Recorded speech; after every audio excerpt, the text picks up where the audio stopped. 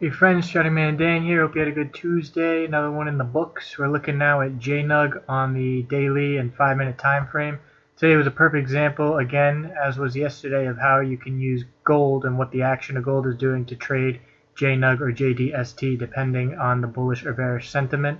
I'll show you what I mean in a second. First, let's take a look at the daily chart where each candlestick represents one trading day worth of action. You can see that there was a reverse split of JNUG today. I want to point that out first. I'm sure many people, maybe even you, looked at it and said, oh boy, JNUG's up hundreds of percent. What's going on? But no, it was just a reverse split. So all the same levels apply. And yeah, let's take a look at what we got here. We got lows that I pointed out, 1820 and 1840 that you wanted to hold.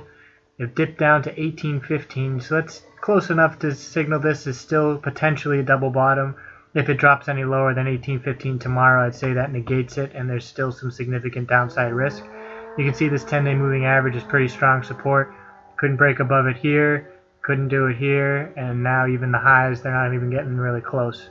So you definitely want to keep your eye on this 10-day moving average. JNUG will not be bullish until it starts to get some closes above that.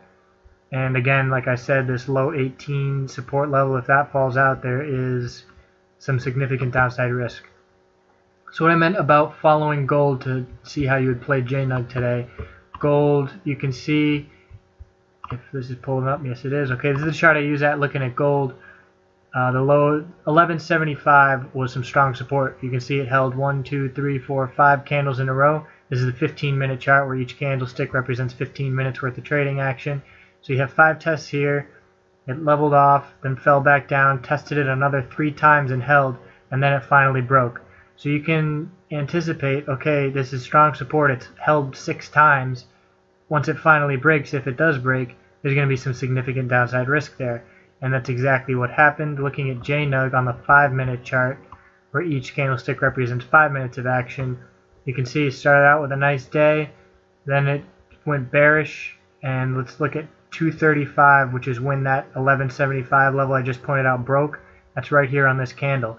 The candle opened at 2112, and then it just absolutely tanked, hitting all the way down to 1815. So it's a $3 move in, let's see, 235 to 320. So in less than an hour, a $3 move.